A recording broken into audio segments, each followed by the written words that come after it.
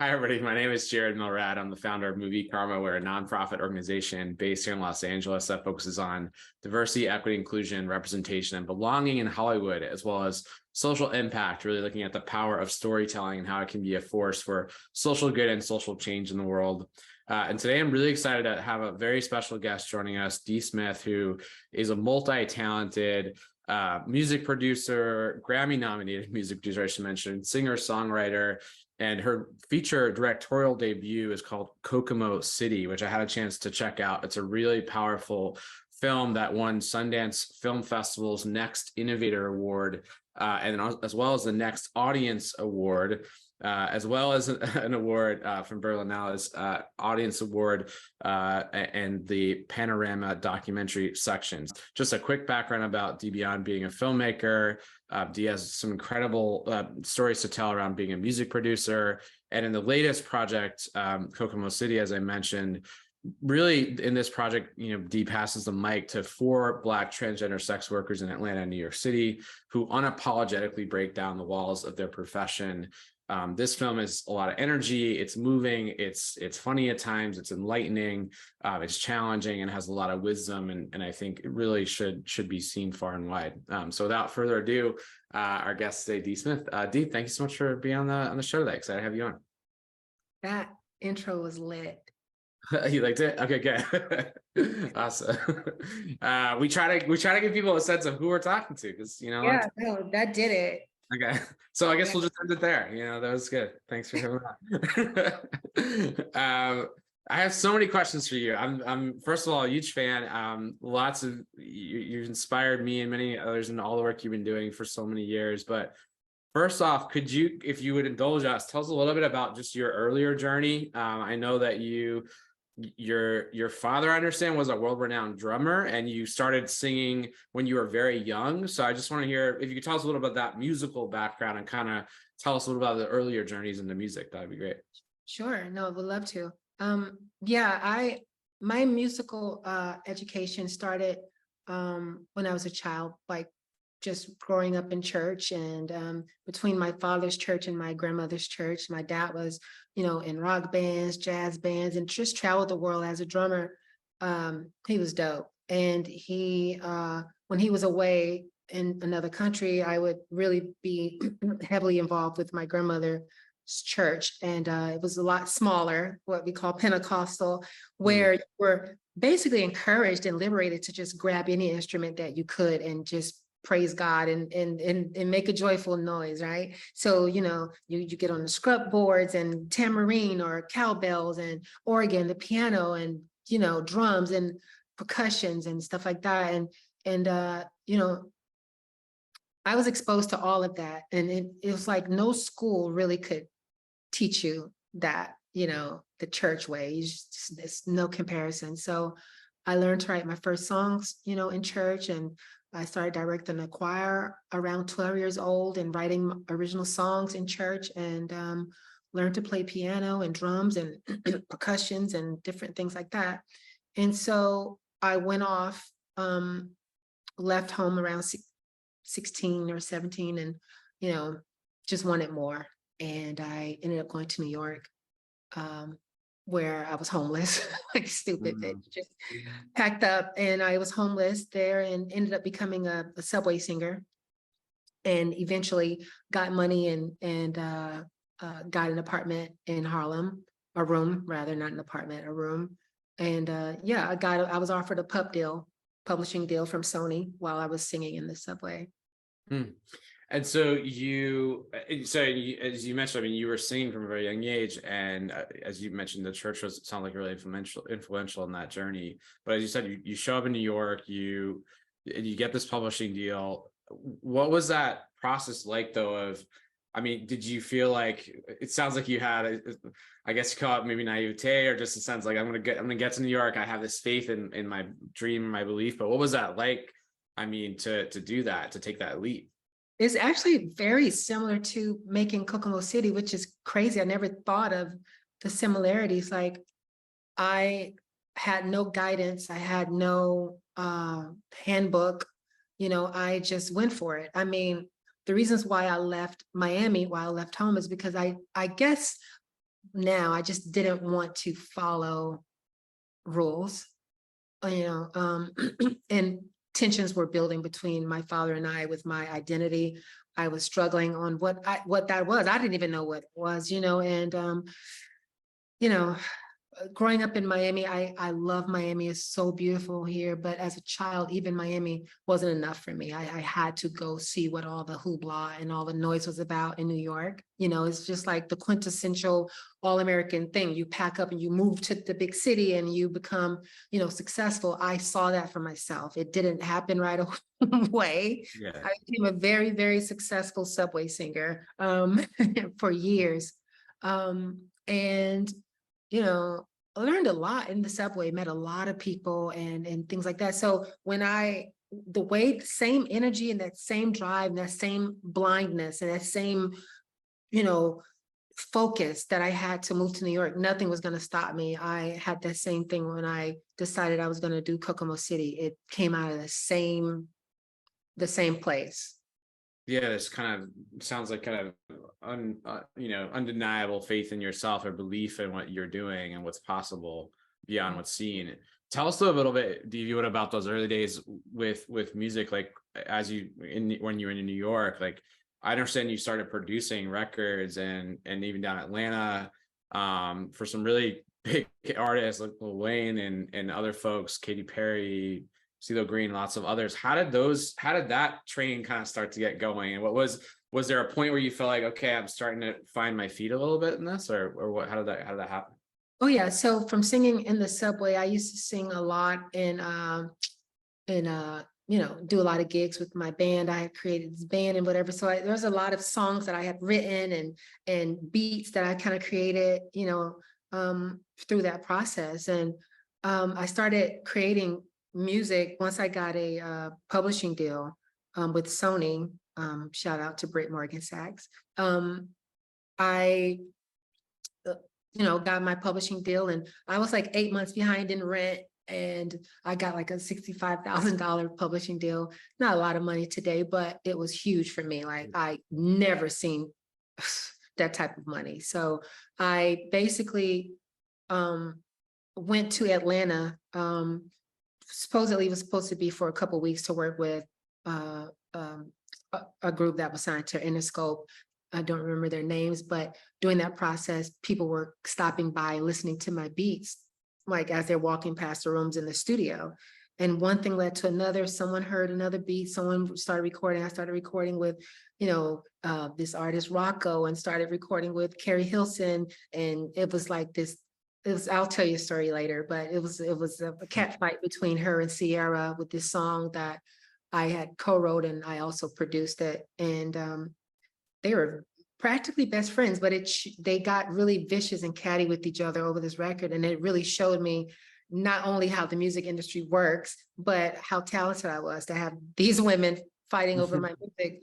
And yeah, so long story short, Lil Wayne had heard a song that I did, and my friend Stacey Barth had sent it to him, to his manager, and they liked it. But then they called like at 3 o'clock in the morning one night and was like, could D come to the studio? So we want to record it. And Lil Wayne had like a room full of people. It was full of smoke, and he cleared it out, had everyone leave. And he was like, did you do this? I was like, yeah. He was like, this is monumental. He said, it's like looking into a mirror and seeing exactly what's there, he said. And he said, you did the beat and the hook? I said, yeah. He said, I'm keeping the hook. I'm definitely taking the beat. Like, basically, he took the song with me on it. Wow. Reference. And so that was it, obviously. And once he did the record, the floodgates opened. And but I kind of slowed it down too, because there were groupies and a lot of people wanted to sign me, and I knew in my heart that I wasn't presenting as who I wanted to be. It wasn't this, and I didn't know. I was just really scary, exciting time for me in my life. So you felt like at that time, then you weren't being true to yourself in a sense, that even though you had the success, you weren't living your truth. I didn't know what that looked. I didn't know what it was. I wasn't sure. I always wanted to be presented as a woman since a child. I always dreamt of that. but I suppressed it because of church and growing up and having girlfriends and having, being a producer and being in the industry. There was no way. I had no welcome mat to do that. So, but I always knew it was something other than hanging out with Cash Money and that crew. It terrified me because they had all bitches around them. I was like, that is scary to me. I don't want that. I don't want girls feeling on me. And I definitely don't want that. So I turned down a lot of opportunity because I was terrified. And so yeah, that was the situation. But Lil Wayne was an absolute sweetheart. I mean, just really, really brilliant, sweet person. Good. So it sounds like there were, at least he was maybe someone who was supportive. But I understand in 2014, you decided to walk in your truth, you tried to transition, and so what was that like? I understand that the phone kind of stopped ringing in a lot of ways. Oh yeah, it went silent. It was, I mean, some people called, but it was to ridicule me and to embarrass me and ask me, what am I doing? You look crazy, you look stupid. And you know what I did? I didn't know my makeup color. I didn't know my eyeshadow. I just looked stupid. These things were so hurtful, and they were, I felt betrayed and I felt absolutely pushed away. Like, this is crazy that I'm even saying this. Like, people really liked me. Like people really enjoyed coming to the studio. Sometimes people would spend a night and we would go eat. They just loved hanging around me. They liked listening to my music. We shared ideas and I had a great time. And then when that happened, all of these people felt like my enemies, and opportunities just ceased, and I want to say I was liberated when I took my first hormone pill, but it wasn't as celebratory as I wanted it to be. I didn't have the support that I thought I was going to have, for sure. And how did you find that support? Because I mean, I imagine I had a friend, my best friend from college. We were best friends in college. I came out as gay, a few years later. She came out as trans a few years ago. And we've kind of been on these parallel paths, and just hearing you talk about it, I'm thinking back to my conversation with her a few years ago, and she kind of walked me through what it was like for her to find her truth over, in her 30s. Yeah. And so I wonder for you, and there were some similarities, but there are also a lot of differences, between our journeys. So how did you find that support, in terms of, people around you, especially you had this whole life and career around you? How did you find people to, kind of lean on? There were a couple artists that worked with me, like Estelle, Fantasia. I feel like maybe there's a couple I'm not thinking about, but that helped, but they weren't the guys that I knew, like the rappers and the managers, and it was just completely different. But I still have my friends. I had my friends that I've had way before any of this success, and they're still my friends. It's only a couple. And that's all I need. My few 2-3 best friends, and I'm gonna get calls and be like, who else are your best friends? No, but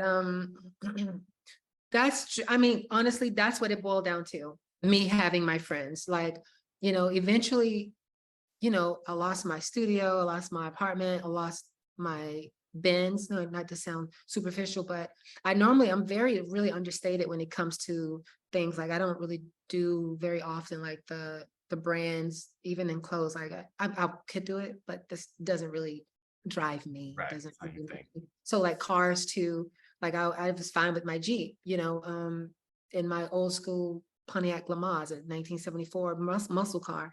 But I wanted to turn it up once, and so I bought me a nice Benz. Finally treated myself to something. So eventually, of course, that was taken because I couldn't afford anything anymore. Like everything just was gone. So yeah, it was a tough transition, but it was a tough transition. It was, but like I said, I had my friends. I still have my friends.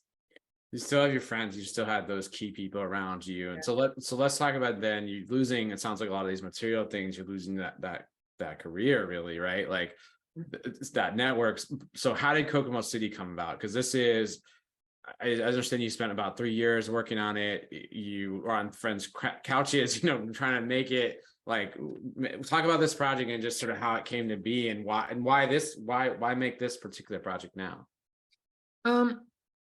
Well, I mean, I gotta be candid. Like, as a creator, you want something that's gonna catch people's eyes and attention, right? And so me being transgender, I understand that, well, I do understand that our LGBT topics are, kind of low-hanging fruit right now, but I also didn't want to make anything expected or underwhelming.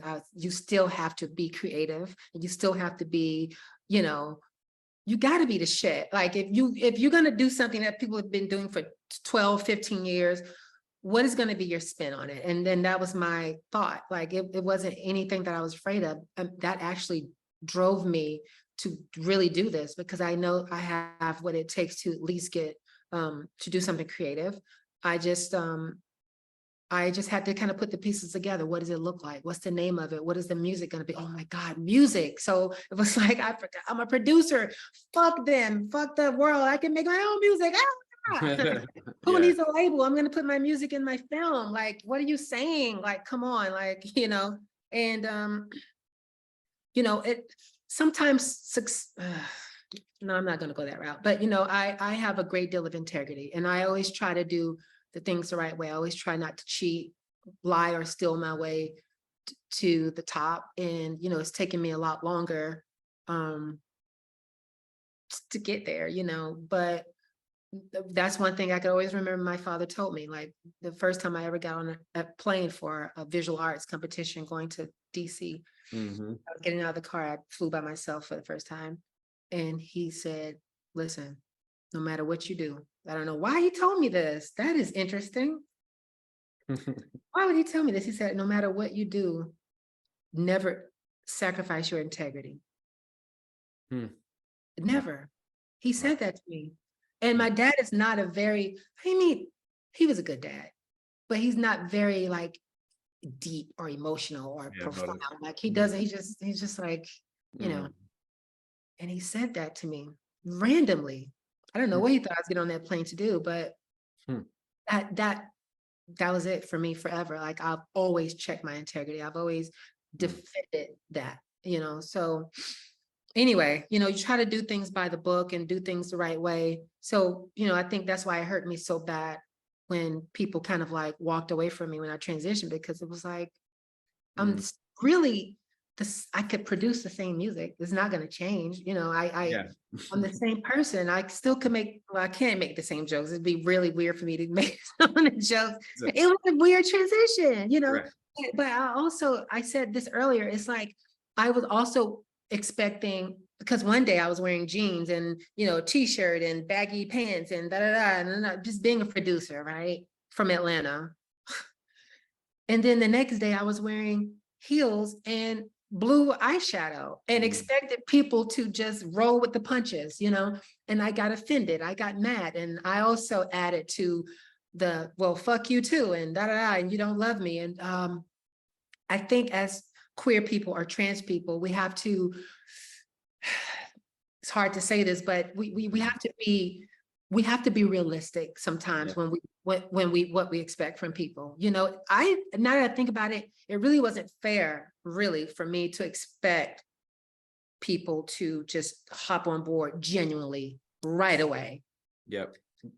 That's crazy to think that way. And a lot of trans people think that way. You have to give people time.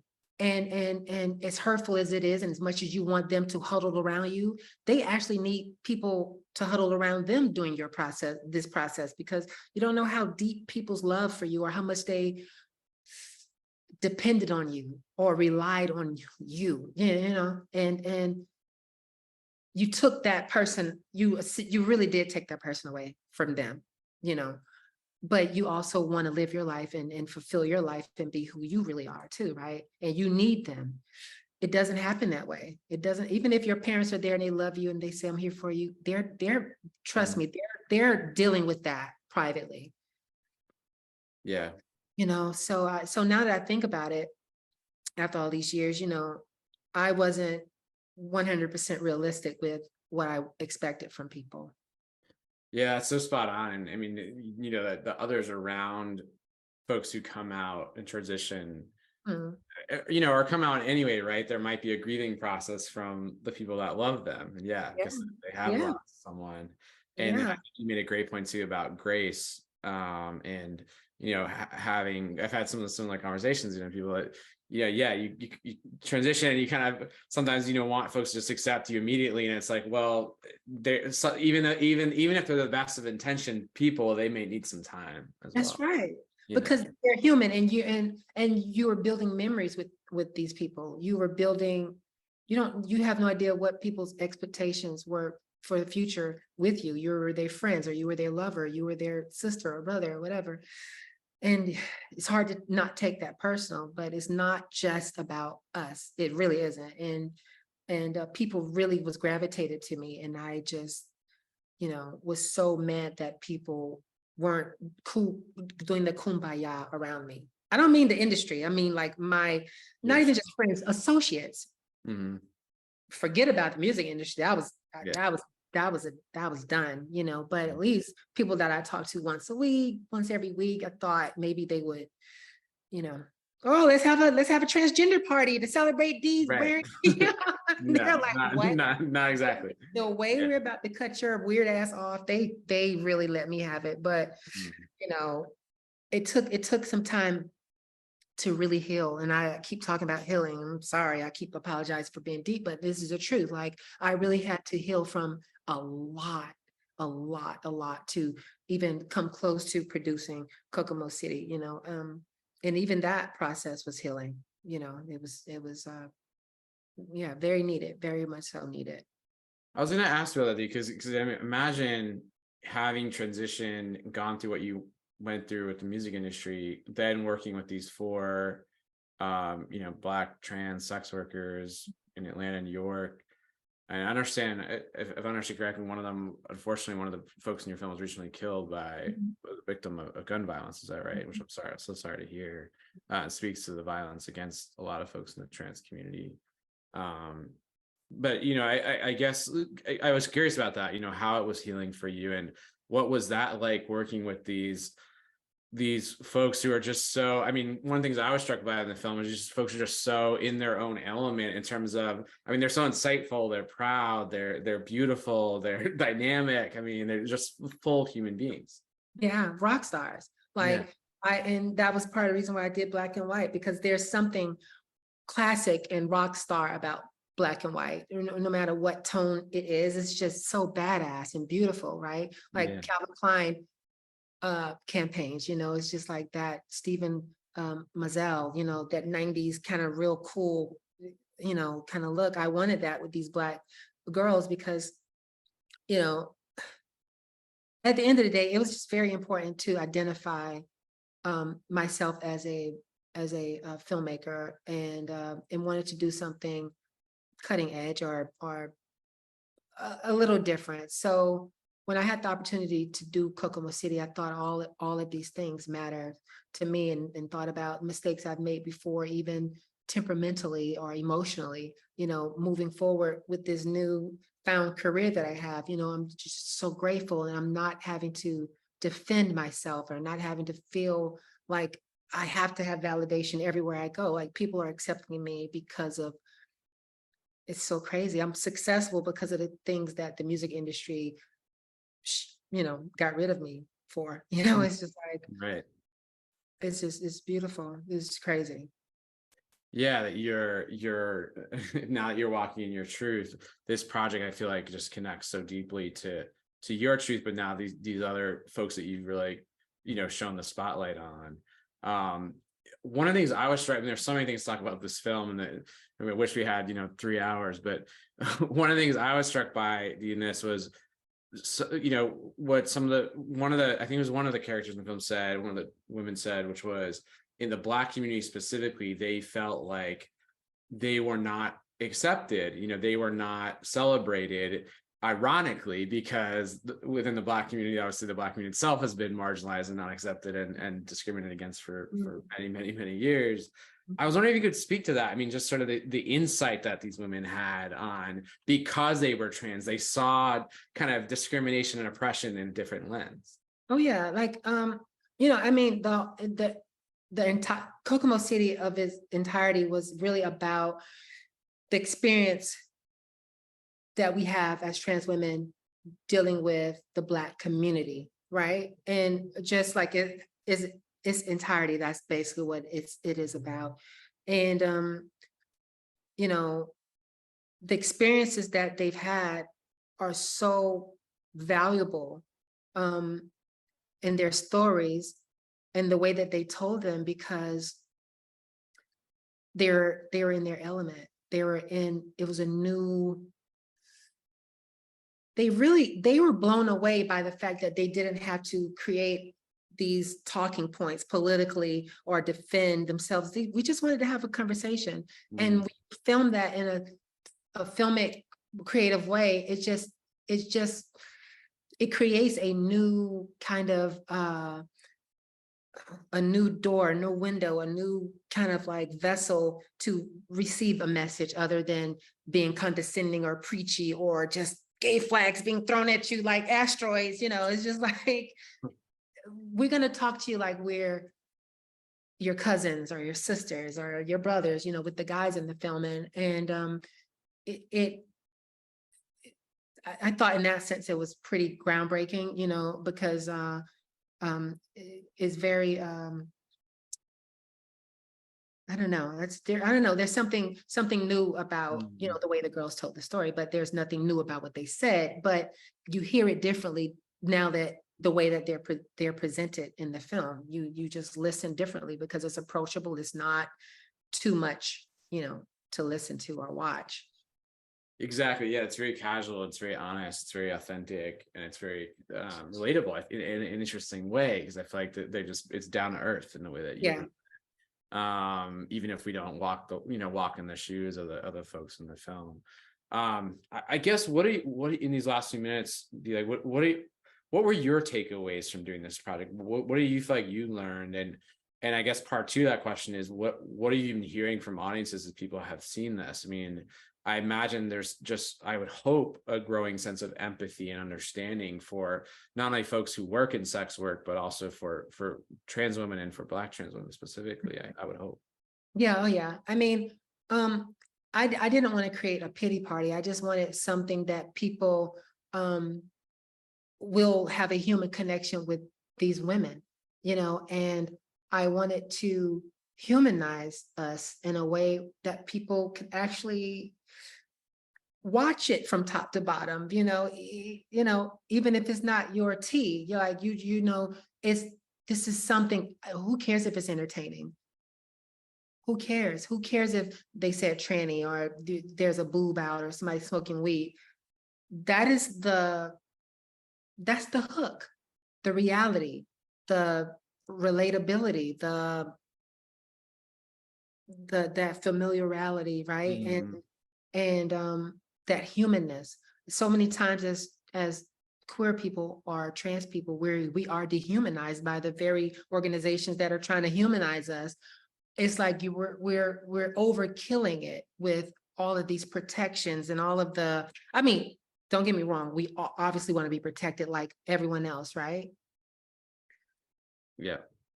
But like a parent that has a favorite child, if that favorite child gets too much privilege or too much protection, the other children are going to have resentment and not care what happens to the other child, And that's how I feel where we are as queer people. Like,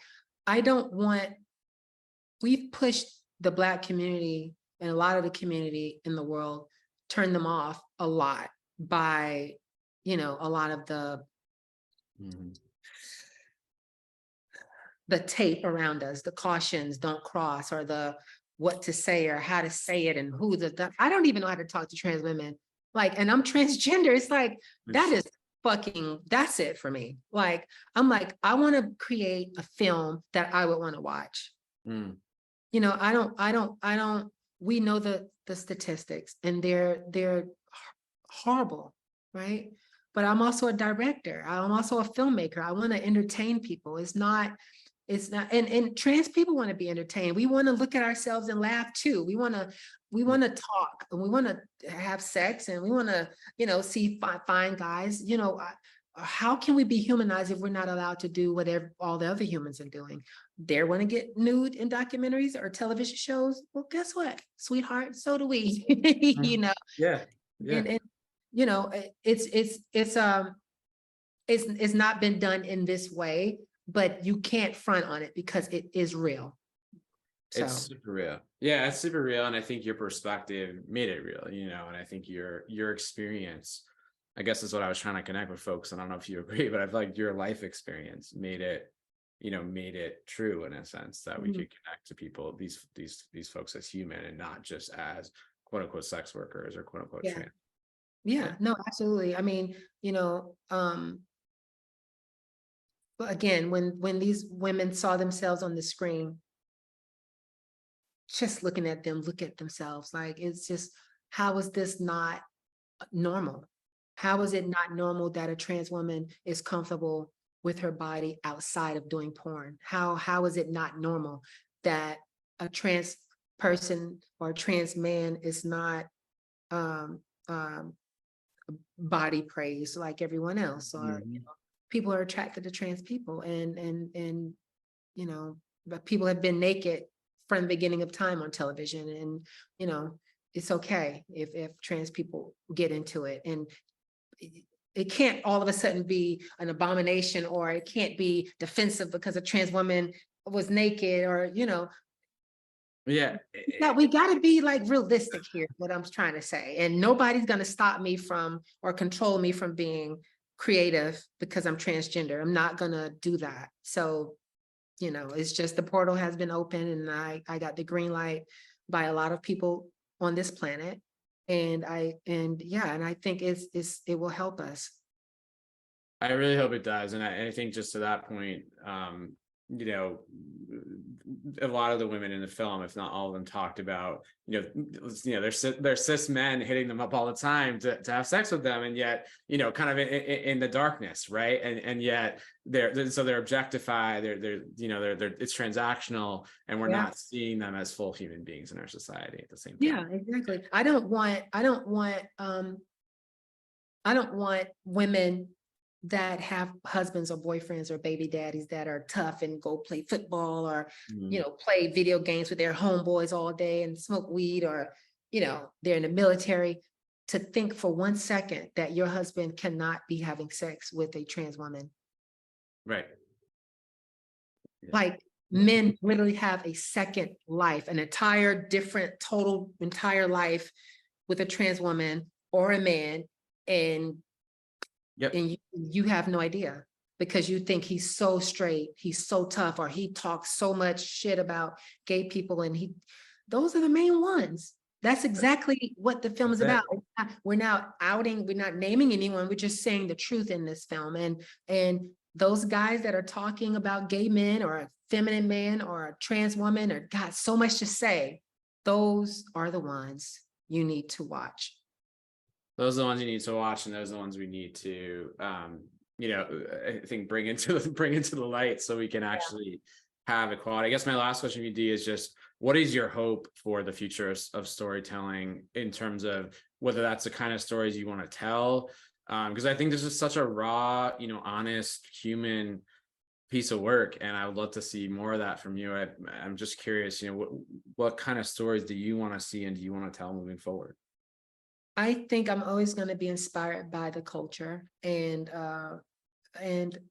there's so many stories that I want to tell outside of the spectrum of transness or queerness, but there's so many more stories I want to tell about transness and queerness too, right? And I am in soft development with a couple projects, and I'm very happy about it, and I'm just proud to keep moving this thing forward and telling stories. I love it, and congrats to Dee. It's a really powerful film. It comes out in wide release, I understand, really soon, July 28th by Magnolia Pictures. Again, honored, had its world premiere at the Sundance Film Festival in 2023. Again, today, our guest today, Dee Smith, thank you so much for being on the podcast. Really honor having you on.